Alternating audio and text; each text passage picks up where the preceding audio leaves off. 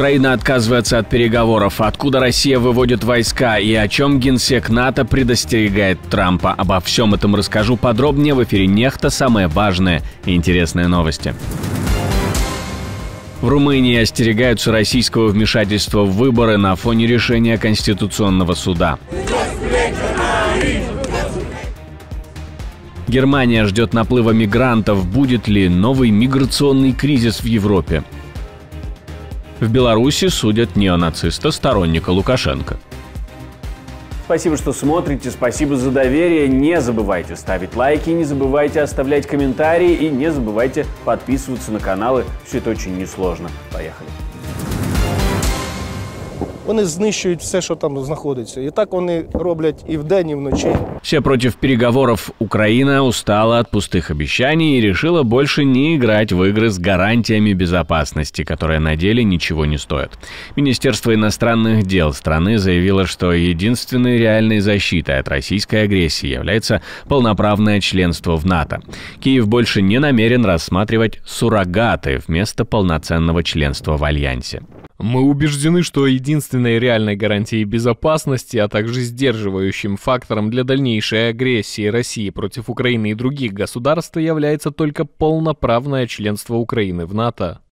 Заявление приурочено к годовщине Будапештского меморандума и началу встречи представителей НАТО, в котором четко обозначается позиция Министерства иностранных дел Украины. Единственной надежной гарантией безопасности для страны является полноправное членство в Альянсе.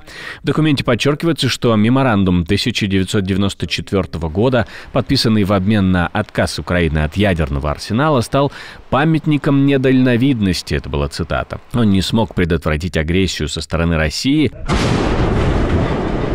Украина также призывает США, Великобританию, Францию и Китай и другие государства, участвовавшие в договоренностях по разоружению, поддержать ее стремление вступить в Альянс. МИД подчеркивает, что ситуация с Украиной подорвала доверие к идее ядерного разоружения и провоцирует другие страны по всему миру наращивать свои ядерные арсеналы.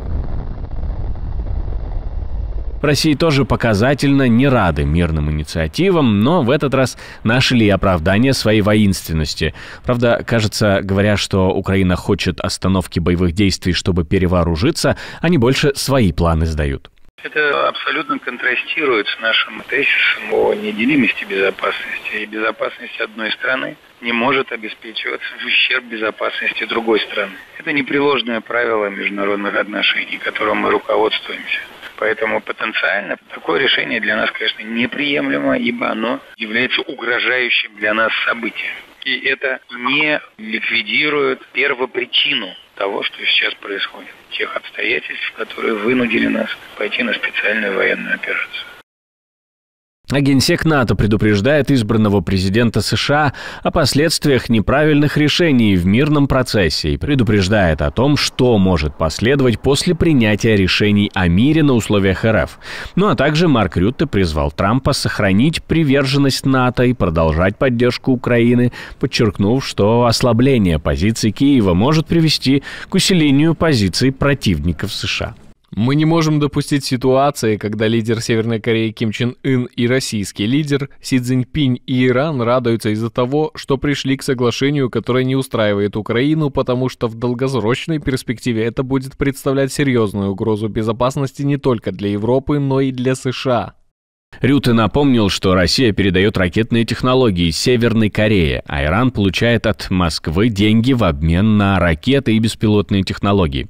Эти средства затем направляются на поддержку террористических организаций Хизбалла и Хамаса, а также на разжигание конфликтов за пределами этого региона.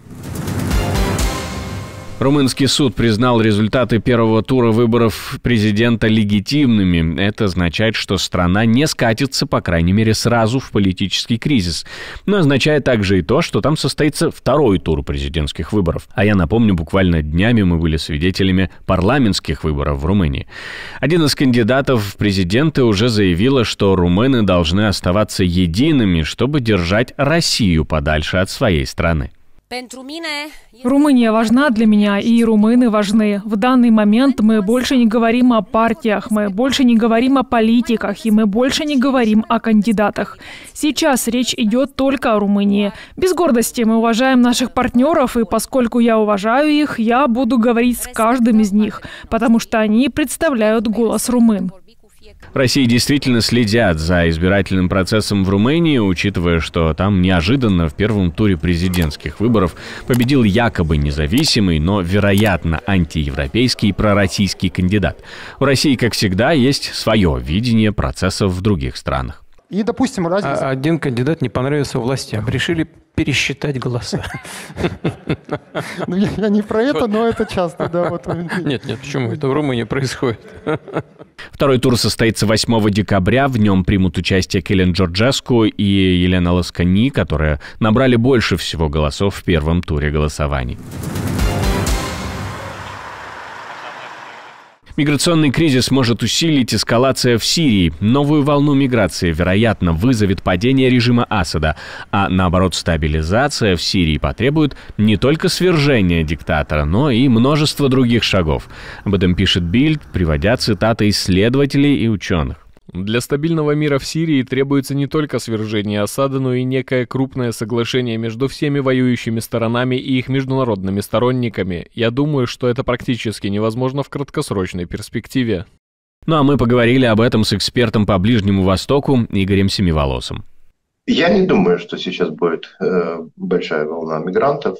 Разморозка конфликта, который мы наблюдаем сейчас, и интенсификация переговоров, которые сейчас тоже идут, говорит о том, что вполне возможно, благодаря этой эскалации стороны будут готовы к достижению какого-то политического урегулирования быстрее, чем это было раньше. Когда каждый, особенно Башар Асад, рассчитывал на то, что он сможет получить контроль над всей Сирией.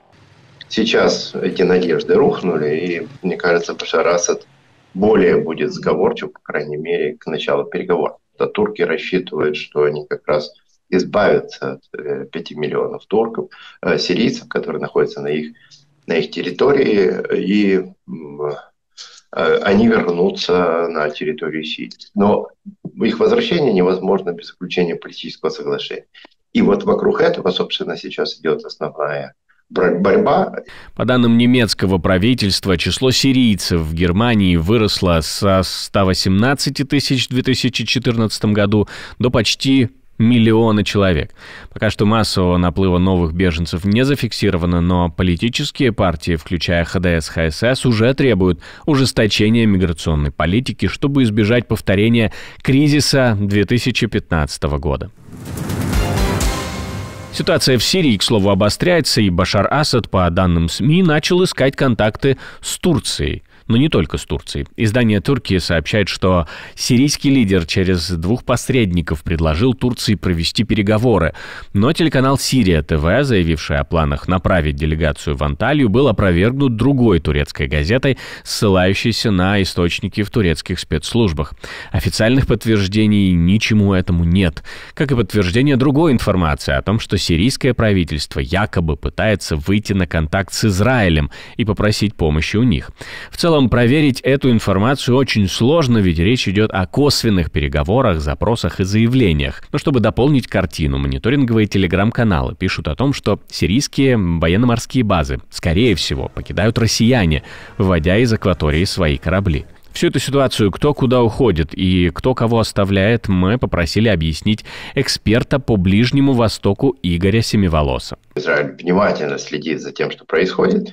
И если мы говорим о его интересах, то, конечно же, им интересен Башар Асад, чтобы он остался у власти, но был ослаблен и признал необходимость ухода Ирана со своей территории. Ну, как вы понимаете, это практически сейчас невозможно. Я думаю, что, скорее всего, израильтяне не очень готовы принять власть повстанцев, читайте, через турков. вот, поскольку отношения с ними достаточно сейчас напряжены и не выглядят перспективными, но при этом, при всем, это как бы часть большой игры, и поэтому далеко не все зависит от израильтян, далеко не все не зависит от повстанцев, сирийцев, иранцев, это все как бы в итоге это все часть некого счета, который будет подписан уже немножко позднее, когда станет понятным расклад сил. В Орше начался суд над местным блогером Дмитрием Беляшовым, который поддерживал режим Лукашенко. Его обвиняют по 2 административным статьям: пропаганда нацистской символики и нарушение порядка организации массовых мероприятий. Дмитрий Беляшов, 35-летний дизайнер и блогер, известен своими провластными заявлениями и участием в мероприятиях в поддержку Лукашенко. На своем YouTube-канале он открыто называл себя пособником режима и высказывал гордость за это. Случай Беляшова не единственный пример, когда под репрессии попадают те, кто публично поддерживал власти или пророссийские настроения. Ранее в Витебской области задерживали активистов Эльвиру Мирсалимову и Артема Агафонова. Лекарство от СПИДа прошло последние испытания и готово к использованию. Новое исследование показало, что уколы ленакопавира, которые нужно делать раз в полгода, гораздо эффективнее в предотвращении ВИЧ, чем ежедневные таблетки. В исследовании приняли участие более 3000 человек из 88 стран. Среди тех, кто получал уколы, было всего 2 случая заражения, тогда как у принимавших старые таблетки 9. Риск заражения в группе с уколами оказывался почти в 10 раз ниже, чем у группы со старым лекарством, и в 24 раза ниже, чем в общей популяции. Частота заражения с ленакопавиром составила 0,1 на 100 человека-лет, что в 10 раз ниже, чем у старого метода. Препарат решает проблему несоблюдения режима ежедневного приема лекарств и снижает число визитов к врачу до 2 в год. Он хорошо переносится с минимальными побочными эффектами, но обеспечение равного доступа к этому методу остается ключевым вызовом. Спасибо, что смотрите, спасибо за доверие. Не забывайте про лайки и комментарии, не забывайте подписываться на канал и про кнопочку «Супер спасибо» тоже не забывайте. На этом у меня все. До встречи и хороших вам новостей.